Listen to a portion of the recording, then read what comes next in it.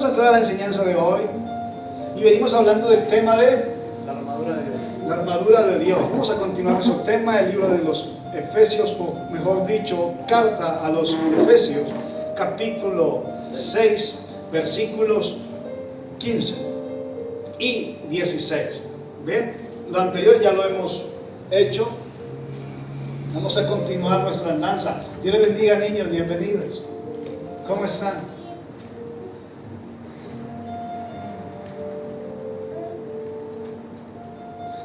Cuando lo tengan empezamos. Amén. Versículo 15. Y calzados los pies con el apresto del Evangelio de la paz. Sobre todo tomad el escudo de la fe, con que podáis apagar todos los dardos de fuego del maligno. Dígale al Señor que le hable y vamos a orar. Padre, te damos gracias porque tú eres bueno. Te bendecimos, te exaltamos, te glorificamos. Mira la necesidad de esta tu iglesia, de cada una persona aquí reunida, es para tu gloria. No a nosotros, oh Dios, no a nosotros, sino a tu nombre es dada la gloria.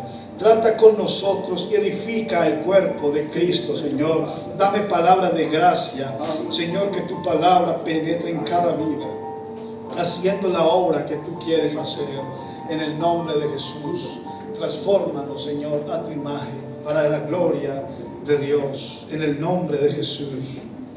Gracias, Señor. Amén. Bien, ahora sí empezamos la semana pasada. Veníamos hablando acerca de que estad pues firmes, ceñidos vuestros lomos con la verdad y vestidos con la coraza de justicia. Hablábamos de una iglesia que hablaba verdad, ¿sí? Y hablábamos de que la coraza, esa parte que va en el pecho, es la justicia. Y hablaba de que una iglesia justa, o sea, que practica la verdad, que practica la santidad, es una iglesia que no le permite al enemigo entrar a atacarnos. ¿Sí? Amén. Dice David, después de que huyó, o mejor dicho, después de que pecó con esta mujer y que mató a su marido, etc. Dice David, mientras callé, se consumieron mis huesos. Vemos que David se enfermó y todo por estar encubriendo su pecado. Lo que pasa es que el pecado no se pudo encubrir más cuando llegó la mujer y le dijo, este estómago es por causa suya, ¿sí? Y le mostró que estaba en embarazo, ¿de acuerdo? Entonces él confiesa su pecado y Dios le perdona. Vamos a entrar en el tema de hoy y vamos a hablar hoy del calzado, y calzado los pies con el apresto del Evangelio de la paz. ¿Sí? Bien, estamos hablando del calzado. El calzado es algo impresionante. Cuando Pablo escribe la carta a los Efesios, él toma como base el Imperio Romano. ¿Sí? Pablo estaba en el tiempo, evidentemente, 30, 40, ¿sí? Después de Cristo. Y él toma como ejemplo a los ejércitos romanos. Y dice la historia que los romanos tenían un tipo de sandalia muy eficaz. Estaba hecha con cuero y se amarraba o se ataba al tobillo de tal manera de que daba una sujeción, y que por muy brusco que fuese el movimiento del soldado, estaba siempre firme, no se movía. Y para que fuese adaptable a todo tipo de terreno, tengan en cuenta que en aquel entonces no habían estas calles asfaltadas, sino que iban por calles de tierra. Tenían en la suela, en la parte de abajo del zapato o de la sandalia que llevaban, tenían como un tipo de clavos, ¿sí? Clavos por el pie, y cuando ellos pisaban, se adhería a la tierra, y eso les permitía que cuando ellos avanzaban, sus pisadas fueran firmes. ¿Sí me estoy explicando? El tener el zapato puesto también indicaba de estar preparado. De hecho, Julio César fue el hombre que utilizó este tipo de sandalia y fue el hombre que más rápido conquistó. Y él tomó ese ejemplo de un hombre que había usado, porque no todo el mundo usaba ese tipo de sandalia con clavos por debajo. La había usado el ejército de un hombre llamado Alejandro, ¿sí? El cual fue el que montó el imperio griego y lo hizo rápidamente. ¿En qué basaban esas victorias? Dicen algunos historiadores que una de las formas de ser tan letales de ellos es porque cada que ellos daban un paso lo daban con firmeza. ¿Sí me estoy explicando? Que eran unas pisadas seguras, unas pisadas firmes. Y entonces Pablo toma este ejemplo y dice: calzados los pies con el apresto del evangelio. Uno de los puntos que enseña la historia es que ellos iban firmes y con velocidad, con rapidez. Y aquí está hablando de que ese evangelio tiene que ser pronto, rápido, ser veloz, ¿sí? Calzarse los pies habla espiritualmente de la disposición de predicar el evangelio, ¿sí? Disposición de predicar el evangelio. ¿Cuándo? Pronto. Isaías capítulo 52, versículo 7, dice lo siguiente: cuán hermosos son sobre los montes los pies de los que traen alegres nuevas, de los que anuncian la paz, de los que traen nuevas de bien, del que publica salvación, del que dice a Sión: tu Dios reina. Hermosos son los pies de los que traen la paz, calzados los pies con el apresto del evangelio de la paz. ¿Con qué me pongo los pies? El anunciar las nuevas de paz. ¿Sí me estoy explicando? Romanos capítulo 10, versículos 13 al 15.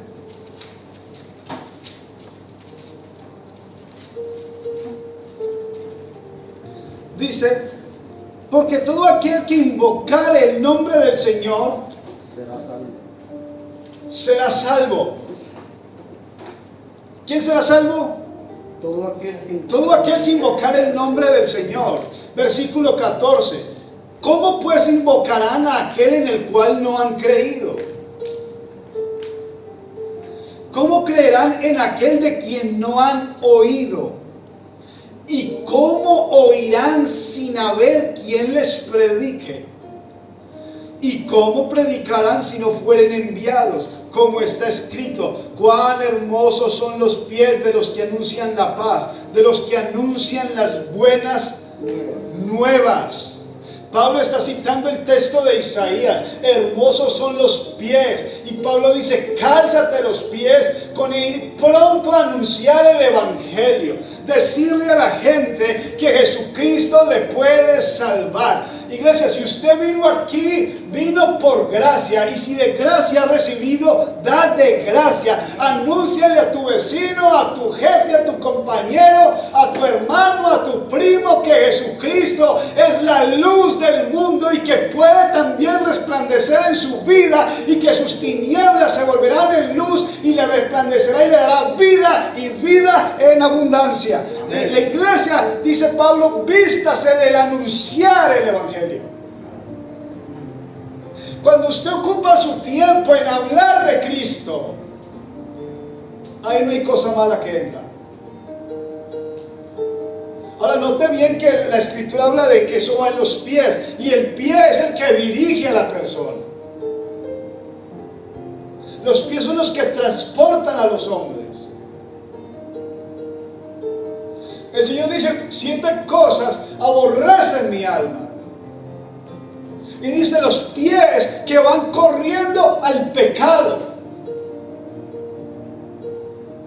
Pero Pablo muestra a la iglesia que sus pies no corren al pecado, sino que corren a alumbrar al mundo. Mire, yo no tengo dinero, dijo Pedro y Juan. Yo no tengo capacidades, yo no tengo posesiones, pero tengo algo muy interesante que te puede servir. En el nombre de Jesucristo, levántate y camina. Iglesia, tenemos la capacidad de decirle al mundo: yo no te puedo poner euros en el banco, yo no puedo cambiar en lo que, pero tengo algo muy poderoso, que si tú crees en el Cristo que yo he conocido, tu vida va a ser transformada, porque Él todo lo puede. En el nombre de Jesucristo, tu vida va a cambiar. Iglesia, una iglesia que camina a predicar ese evangelio. Primera de Corintios capítulo 9, versículos 16 y 17. Mire lo que dice Pablo. Alguien dirá: ¿y yo puedo ir a la guerra sin calzarme? Bueno, eso es un problema. Empezando por comodidad. Tú no puedes estar cómodo caminando. Ayer estábamos en un río. Y uno de todos los que fueron al río iba descalzo. Yo no sé cómo se sentía, yo sufría viéndolo. Porque no puedes pisar bien. Una iglesia firme es una iglesia parada en el evangelio. Una iglesia firme, una iglesia que se para en el evangelio. Cuando tú y yo no nos paramos en el evangelio, la pregunta es: ¿en qué estamos parados? Jesús dijo: y yo le compararé el que puso como fundamento la roca. El que oye mis palabras está sobre la roca. ¿Dónde están tus pies, iglesia? 1 Corintios 9, 16 y 17 dice: pues si anuncio, léalo conmigo, pues si anuncio el evangelio, no tengo por qué gloriarme. No es algo para decir: que yo sí voy a predicar. Pablo dice: ahí no hay gracia, ahí no hay de qué gloriarse. ¿Cuál es el chiste? Y mira el contexto, ¿por qué lo dice? Porque me es impuesta necesidad y ay de mí si no anunciar el evangelio. Si yo tengo la verdad y no se la digo al que está a mi lado, le dice: cuidado.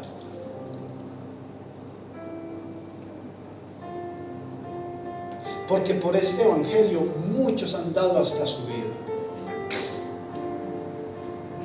Porque Cristo fue a la cruz. Pero no solo Cristo, Esteban murió apedreado y Pablo lo vio porque él consintió en su muerte. Él sabía el precio de ese evangelio y él dice: y ay de mí si yo no sigo anunciando este evangelio. Versículo 17: por lo cual si lo hago de buena voluntad, recompensa tendré, pero si de mala voluntad, la comisión me ha sido encomendada. Sea por las buenas o sea por las malas, dice Pablo, Cristo es anunciado. Iglesia, ojalá a partir de ahora usted se pare, se ciña los pies con el apresto del evangelio. Le diga al que le diga: hermano, Cristo nunca mandó a un teólogo a predicar, si es lo que usted está pensando.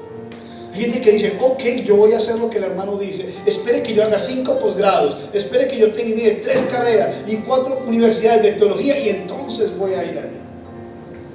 La Biblia dice que Jesús se encontró con un endemoniado, el endemoniado gadareno.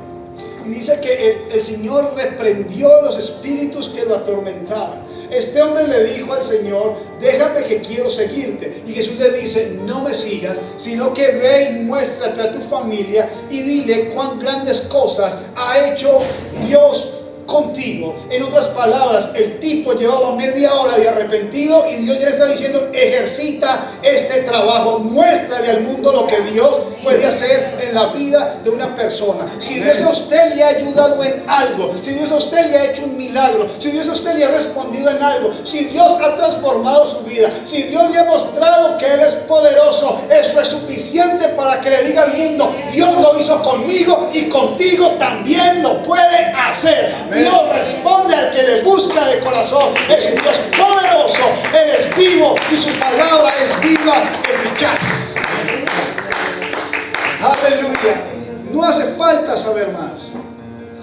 falta abrir la boca y Dios transforma. Ay, hermano, entonces me voy a quedar así. No, usted sigue creciendo, pero no hay que esperar a crecer para decirlo. Bien, Efesios capítulo 6 versículo 15 habla del calzado. Versículo 16 dice: sobre todo tomad el escudo de la fe. Y dice: ¿por qué?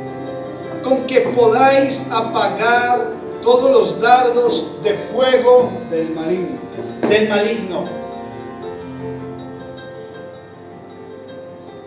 ¿Se acuerda que hablábamos en la primera enseñanza hace 3 jueves de que estábamos en guerra? Y de que el maligno nos ataca. ¿Sí? El maligno nos está tirando dardos constantemente.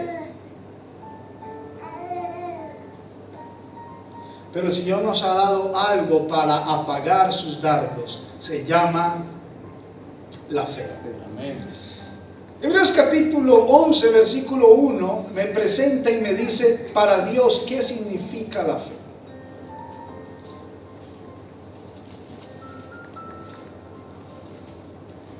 Es pues la fe, la certeza. Es pues la fe, la... ¿Qué es certeza? Seguridad. Convicción. ¿Sí? Es cierto. La certeza habla de algo donde no hay duda. ¿De qué color es esa batería? Negra. Pero es que me dé la vuelta, sigue siendo... Tengo la certeza de que es así. Pero la fe es la certeza no de lo que estamos viendo, sino que dice la fe es la certeza y la convicción, la fe es la certeza de lo que se espera. La convicción de lo que no se ve. En otras palabras, la fe es estar seguro de que si yo le pido a Él, Él lo hará. La certeza, la seguridad de que Él lo hará. Gloria a Dios.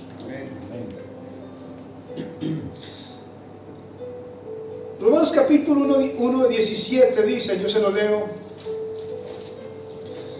porque el evangelio y la justicia de Dios se revelan por fe y para fe, como está escrito, mas el justo por la fe vivirá. Ahora, la fe es la certeza.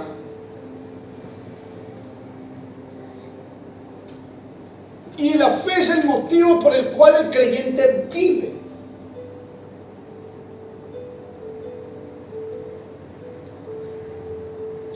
Pero esta fe está hablando acerca de un creer, ¿cierto? Sí. ¿O dónde habita la fe? En el creer, en nuestra mente. ¿Si es así o no es así? Creer, estar seguros, estar convencidos, tener la certeza. Gloria a Dios. Habla de la mente. Hermanos, es interesante entender que la fe opera en nuestro convencimiento. Pero hay personas que no están vestidos con el escudo de la fe. No lo tienen. Efesios capítulo 4 versículo 23. Note usted lo importante que dice el apóstol Pablo a la carta a los Efesios que estamos leyendo, donde él más adelante le dice a la iglesia: vístase de la armadura. Es porque hay un tema previo que él viene hablando. Y en el 4:23 dice así: y renovaos en el espíritu de vuestra mente. Quita esa mente que no cree y pon una mente que sí cree. Quita una mente que te dice a ti que tú no eres digno y pon una mente en la que dice, Él me justificó a mí. Usted dirá, ¿de qué estoy hablando? Estoy hablando de que muchas personas no reciben promesas de Dios porque el enemigo, mire, vamos a leerlo. Apocalipsis capítulo 12, versículo 10, dice: entonces oí una gran voz del cielo que decía, ahora ha venido la salvación, el poder y el reino de nuestro Dios y la autoridad de su Cristo, porque ha sido lanzado fuera el acusador. ¿Quién fue lanzado fuera? El acusador de nuestros hermanos, el que acusaba delante de Dios de día y de noche. ¿Qué hace el enemigo? Acusarnos delante de Dios, cosa que ya no hace, pero no lo hace delante de Dios, pero sí lo hace con nosotros. Entonces, cuando tú necesitas un milagro, Él se te acerca y te dice, pero es que tú no eres digno. ¿Tú te acuerdas lo que hiciste un día? ¿Tú te acuerdas que tú no eres lo suficiente? ¿Tú te acuerdas que no eres tan bueno? Y Él empieza a acusarte y empieza a recordarte y empieza a decirte el día que te equivocaste y te empieza a señalar y te empieza a sentir mal. Y cada que te hace sentir mal es un dardo que Él te está tirando. Y dice Pablo, pero pon el escudo de la fe y dile que el que justifica no son mis actos, sino Cristo en la cruz del Calvario. Recuérdale la palabra y con la fe creyendo de que si Dios nos justificó, nadie nos puede señalar. Amén. ¿Sí me estoy explicando? Amén. Hermano, es que usted, ¿sabía usted que hay creyentes que tienen fe para todo menos para sí? Eso es una fe moderna. Hermano, tal cosa, y el hermano te dice, mira, haz esto, y Dios te responde. Hermano, tengo tal problema, mira, Dios dice en su palabra. Hermano, tal dificultad, Dios esto. Y uno le pregunta, hermano, ¿y su problema? Ay, es que ahí Dios no opera. Tiene fe para todos, pero no tiene fe para aplicarla a sí mismo. Pero Pablo dice, toma el escudo de la fe. ¿De cuál fe? De la fe que dice, todo lo puedo en Cristo que me fortalece. Cógete la fe, cógete ese convencimiento, asegúrate, cree. ¿Qué tengo yo que creer? De que Dios venció al mundo y Él nos dio a nosotros la victoria. Aunque el enemigo te diga que tú no puedes, que tú no eres capaz, que tú no eres digno, que eso no es para ti, que eso no es para este tiempo, que tú no eres lo suficientemente bueno, que tú no podrás, de que es imposible. Este evangelio es para nosotros. Y si usted logra quitar del todo la incredulidad, Dios dijo al que cree, todo le es posible. La Biblia dice que cuando Jesús llegó a la tumba de Lázaro, Lázaro estaba podrido, ya se había dañado, el cuerpo estaba en descomposición. Para Jesús no era un problema. El problema no era la tumba, no era el muerto, ni era el mismo Jesús. El problema para Jesús era que había una piedra puesta allí para poder levantar al muerto, y Él necesitaba de alguien que creyera y quitara la piedra. Si hay alguien hoy que crea y quite la piedra de la duda, Lázaro va a resucitar en esta misma tarde, porque al que cree todo le es posible. Su mujer ve, su hermana está llorando y Jesús le dice a su hermana, Marta, ¿no has oído que si crees verás la gloria de Dios? Tú no vas a poder pagar esa deuda. Y tú le contestas, si creo veo la gloria de Dios. Tú no vas a poder tener documentos. Si creo veré la gloria de Dios. Tú no vas a poder sanarte. Si creo veré la gloria de Dios. Sí, iglesia, al que cree, no permitas que el enemigo te diga no, porque nuestro Dios es el amén, y en Él es sí, y en Él es todo es posible. Así no se presenta Jesús en Apocalipsis, así dice el amén. Y amén no significa así sea o así es. Porque Jesús, dice Pablo, en nosotros, Él es el sí y el amén. Él es sí, hermanos. Gloria a Dios. Amén.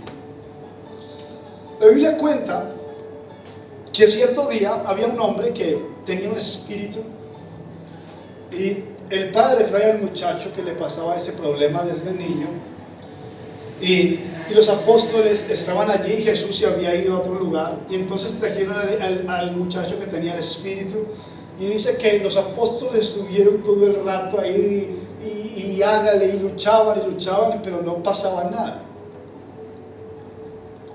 Cuando llega Jesús hay un alboroto en la ciudad, porque les acusaban diciendo, ellos intentaban reprender el espíritu no se iba, los otros le preguntaban, pero ¿por qué no? Y esto es así, y había un alboroto y Jesús llega y dice, ¿qué pasa? Entonces el padre del niño interrumpe y dice, mi hijo es atormentado gravemente por un espíritu y lo traje a tus discípulos para que lo echaran fuera, pero ellos no han podido. Y dice la escritura, entonces Jesús les reprochó su incredulidad.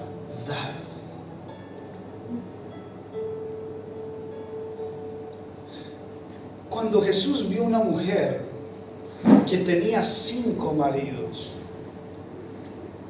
Jesús la mira a los ojos y le dice, mujer, el que está en tu casa no es tu marido. Cuando hay una mujer que se dedica a la prostitución y todos la atraen porque la habían visto en pleno programa de adulterio, dice que todo Israel la trajo para apedrearla, pero Jesús dice que el que esté libre de pecado arroje la primera piedra, pero Jesús se queda ahí porque él sí podía arrojarla, porque él no tenía ningún pecado que le señalara. Pero cuando él se levanta le dice a la mujer, ¿dónde están los que te acusan? Le dicen, Señor, se fueron. Y él le dice, y yo no te condeno, vete y no peques más. ¿Para qué traigo estas historias? Para demostrarle que aunque habían muchos pecados, Jesús no le reprochaba a nadie, pero a sus discípulos les reprochó. ¿Dónde les reprochó? En la falta de fe. Hebreos capítulo 11, versículo 6. Dice, porque sin fe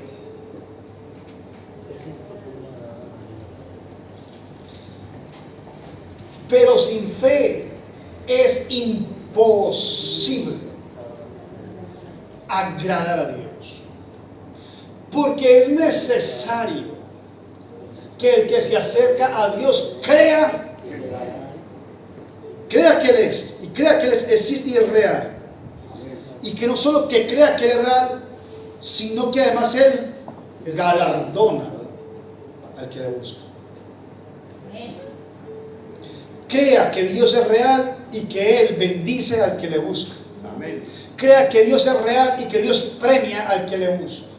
Crea que Dios es verdad y que Él bendice a su pueblo. Iglesia, crea que Dios es real, que está con su iglesia y de que Él bendice, de que Él galardona, de que Él da pago a su iglesia. Y si el mundo te dice no, Él te dice sí, que Él te va a galardonar, te va a bendecir, te va a dar. El Dios que nosotros tenemos no nos dejó solo, sino que nos bendijo con todo tipo de bendición y que nos dio las promesas de que dijo que el que cree en su palabra todo le es posible. Pero el enemigo no le conviene que usted crea eso.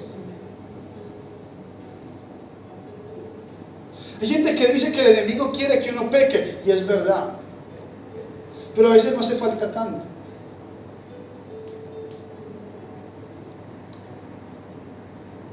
Solo con que toque su fe ya es suficiente para él. ¿Sabe por qué? Porque una iglesia sin fe es una iglesia a la que Jesús reprocha. Porque una iglesia sin fe es una iglesia que no agrada a Dios. Mire lo que Dios dice al que no tiene fe: me desagrada. Y no se queda con eso Jesús, se lo reprocha. Tened fe,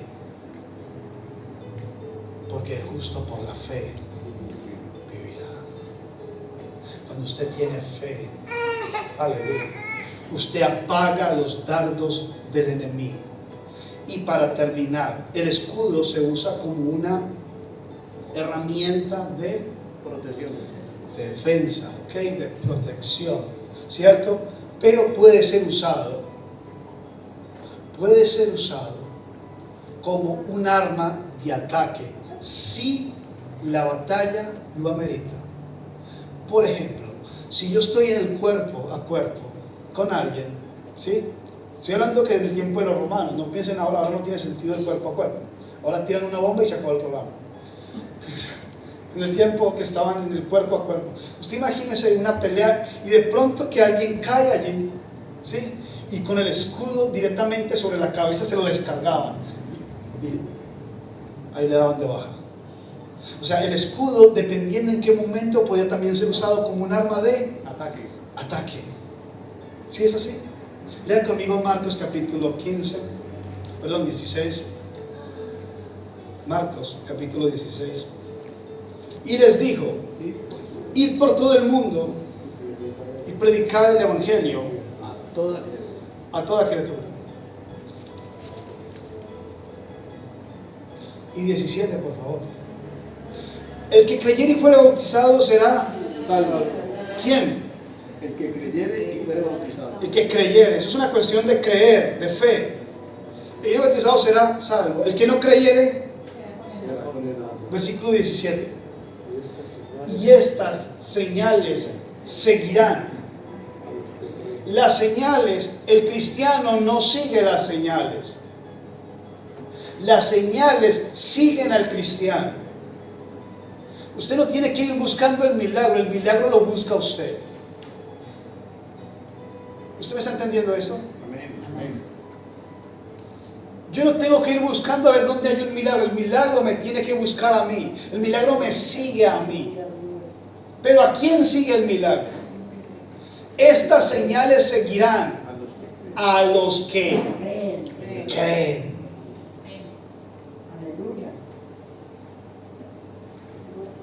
Porque si no cree es imposible agradar a Dios. Usted puede hacer lo que quiera, puede danzar, dar la vuelta canela, hacer el pino puente, que si no cree, ahí no va a pasar nada.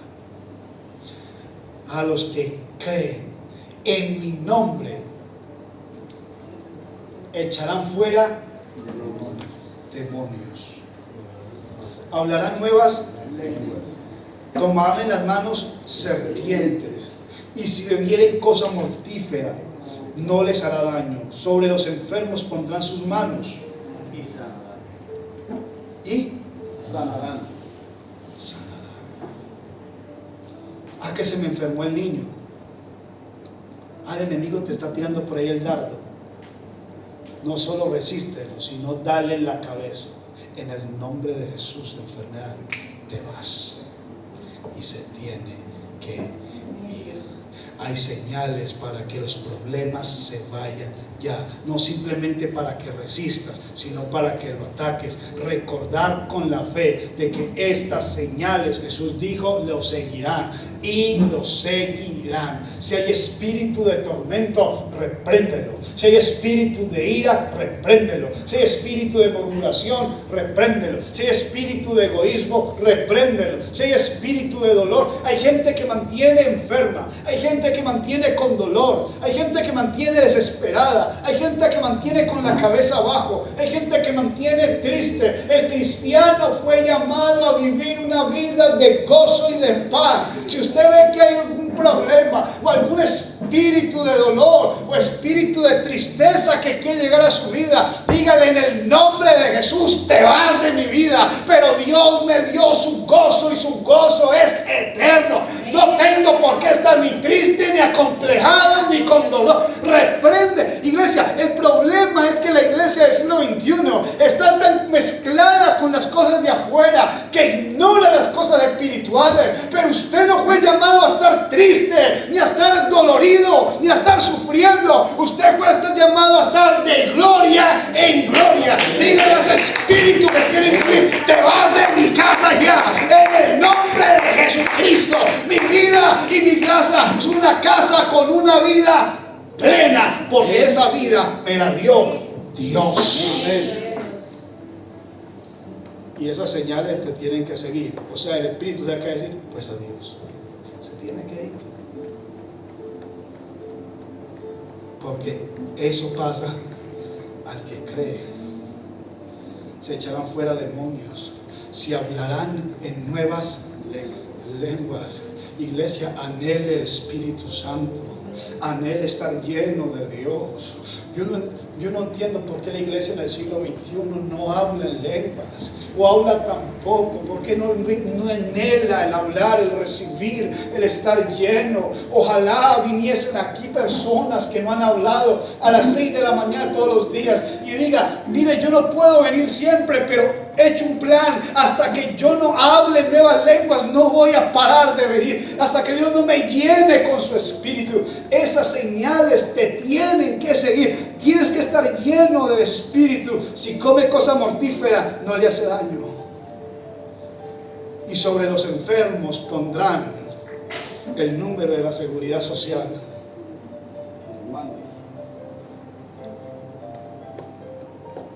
¿Sabe cómo es la fe del siglo XXI? Tómese esta pastilla en el nombre de Jesús. Tómese una agüita con limón en el nombre del Señor. Pero Jesús dijo: ponga sus manos y sana. Y entonces, ¿por qué yo lo hice y no sanó? Porque eso solo pasa a los que creen.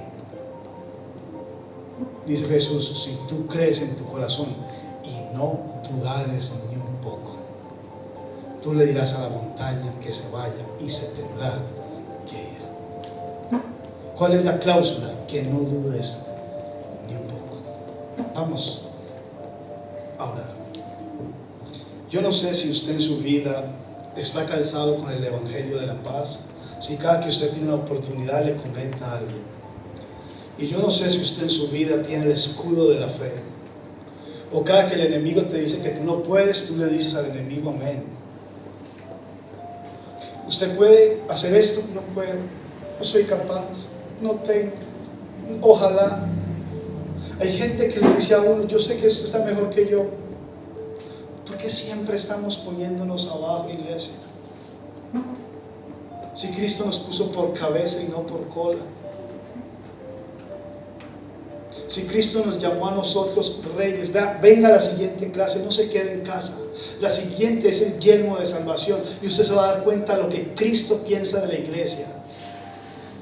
Pero el enemigo le ha convencido de que eso no es así. Iglesia, créale a Cristo, porque al que cree todo le es posible.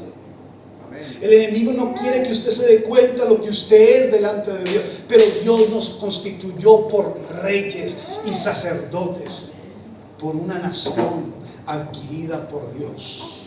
Vamos a orar. Yo no sé si usted necesita llenarse de fe.